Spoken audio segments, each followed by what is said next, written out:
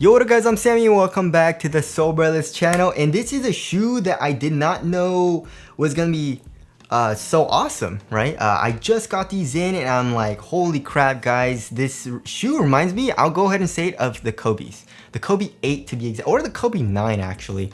It has a drop-in midsole. They're calling it a replaceable midsole.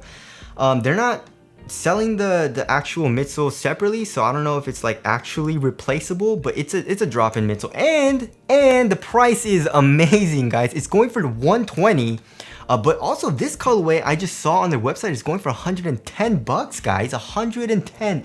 That's insane. That's literally budget pricing, you know. That's crazy. So if you guys do want to cop, I'll try to leave a link in the description box, but let's get it started off with the Tracciones. And by the way, this shoe is the 8082, the Way of Wade 8082.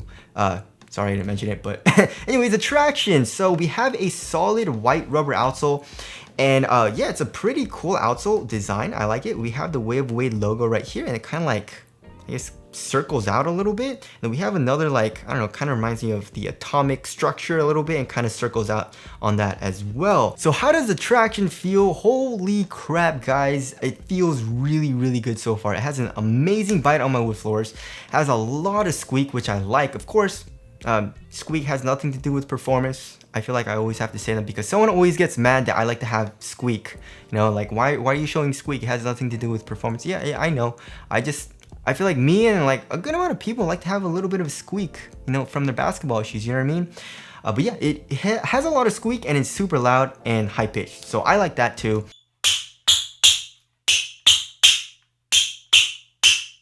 And also, because it is a Chinese company, Chinese companies usually give us really good durability because their demographic usually plays on the outdoor court in China, right? So yeah, the rubber is super thick, the grooves are very deep, and the rubber is super hard, right? And we have very thick rubber here for the logo where the ball of your foot is, so that's gonna be good for durability as well. So yeah, if you're gonna be playing on outdoor court, you'll be fine. And also, it is a budget shoe. It's pretty damn cheap. So yeah, the outsole I'm super excited about.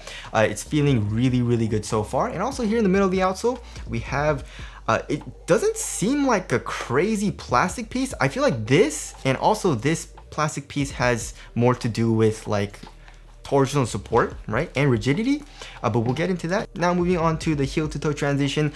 Not a huge fan of this, you know what I mean? Like, look at that. It's a super hard rubber and there's absolutely no compression. I wish they would have made it a midsole, you know, but that's just like me nitpicking. It doesn't feel super clunky, especially compared to like the 12s. The Jordan 12s, for example. Let's see, where are my 12s? You guys remember this shoe with this is basically a 90-degree angle, and it's like, this is so damn hard here in the heel, so it's like super clunky, and there's no flex in the actual sole of the shoe, so it's like clunk, and it doesn't feel good. It feels literally like I'm playing in a boot.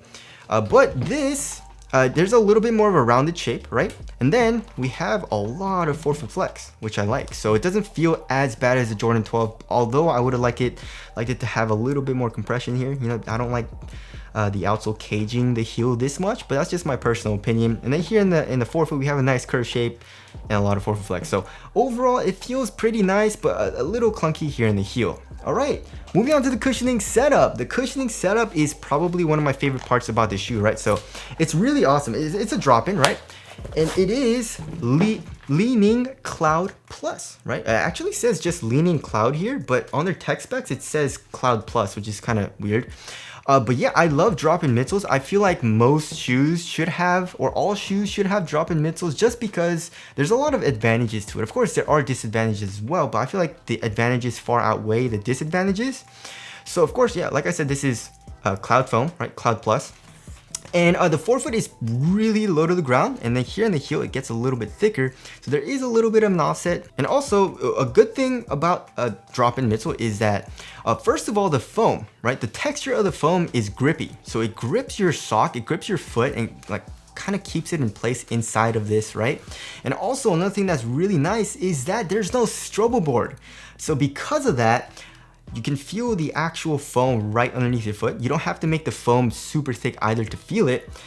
And it just feels amazing. You know, you can feel the cloud foam right underneath your foot. There's nice compression, but it's not too much because, like I said, it's actually quite thin. And it doesn't feel too mushy or anything. It feels really nice actually.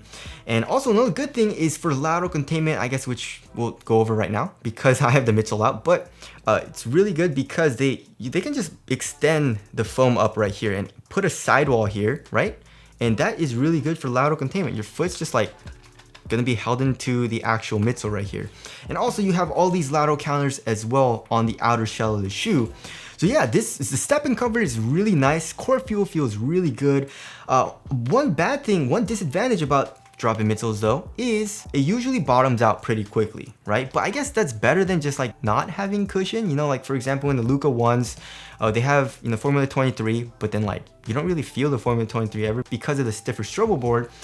But of course, you know, like, you know, in the Kobe 8s and the Kobe 9s with the drop-ins, they had Lunarlon, and Lunarlon bottomed out really quickly. So we'll have to see on how Cloud Plus performs. But I'm really liking the cushioning setup so far. It's like a guard shoe. You know, the cushioning setup feels really nice, low to the ground, but step-in comfort is great. Responsiveness feels like it's gonna be great as well, but we'll have to see on impact protection. Also, another thing that I really like, well, I guess one thing here is that, you know, we can see there are flex grills here in the forefoot, which is a nice touch, but I do like these windows, right? You can see the window right here, right? There is one here on the lateral side and also another one here on the medial side. And that kind of exposes the drop-in midsole. It looks awesome, right? So yeah, I really like the cushioning setup and I love how Li-Ning gave it to us for only 110, 120 bucks. That's awesome. More companies need to do this, right? All right, moving on to the materials. So the materials are kind of where you know, you can definitely tell the price a little bit, but it's not terrible, right? So we have a good amount of fuse, especially around the tip of the toe, but that'll definitely help with durability and support. But it's more like they're calling it like a knit material, which it kind of isn't. It's more like an open mesh. And then there is an underlaying material underneath that.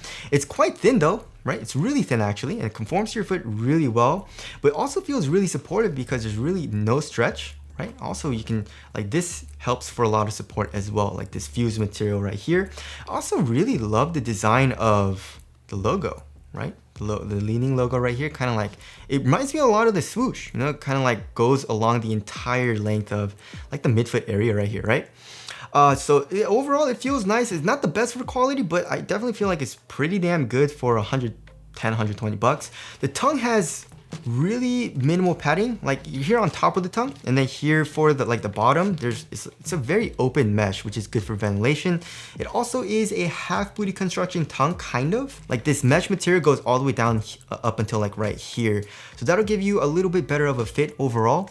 And then here in the ankle area, there's actually a good amount of padding, you know, it's really thick and plush, especially here in the back of the heel, right where your Achilles is. So that feels great here in the back of the shoe. So overall, the material feels great on foot. You know, I really have no complaints. I feel like, you know, you can't really complain about quality all too much, but like I said, on foot, it feels good. All right, moving on to the fit. So Li-Ning suggested that I go up half a size, so they sent me half size up, and it fits me pretty well. I would actually say, you know, there is a good amount of length. It's not super long or anything. I could definitely deal with it, especially since look at how freaking like shallow the forefoot is right here. Like, it's a super snug fit, right? I really like that. But I don't know, I feel like if I went true to size, it would have been a pretty good fit for me overall too. But of course, I like to have a really snug fit, right? So I feel like I could have gone true to size. But if you don't like a super snug fit, I feel like it's still a snug fit after going up half a size. So if you want more of like a relaxed fit, then probably go up half a size. If you have a wide foot or you want a roomy fit, probably not the best option as far as this shoe goes, or maybe go up a full size, right? But as far as the width goes, I would actually say it's like more on the wide side, which is weird. Maybe I'm not really feeling that much of a problem as far as the width goes because, you know, the actual texture of the drop-in midsole is keeping my foot in place, you know what I mean? Because if it was wide, my foot would move around inside of the shoe and I wouldn't like it all too much, but it's feeling pretty good so far here in the 808-2s. All right, moving on to the support and lockdown. I feel like this is gonna be amazing. Like I said, one of the advantages of having a drop-in midsole is the sidewall coming up for the midsole, and also you have all of this coming up as well. So this fuse actually goes along the entire lateral side, right? So that'll definitely stiffen up the material and add for support.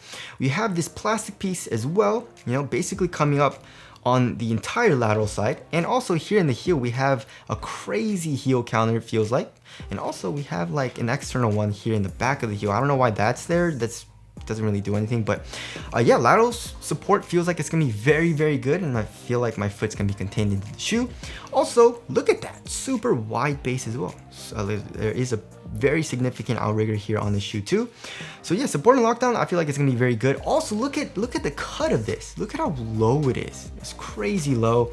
I really like that. It reminds me of like the Harden, you know, like the Harden Volume 3. So that feels great too if you like low tops. All right, moving on to the weight of the shoe. This shoe feels, I don't know, kind of heavy just because there's so much rubber here, right? So much rubber going on. So I'm guessing like 13.19 ounces. Not super heavy though. Let's check the other pair.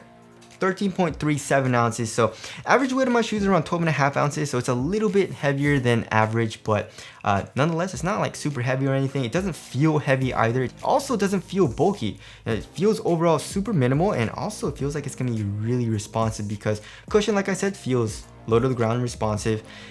Support seems good, and the traction seems top tier too. So I'm super excited to lace these up and go play in them.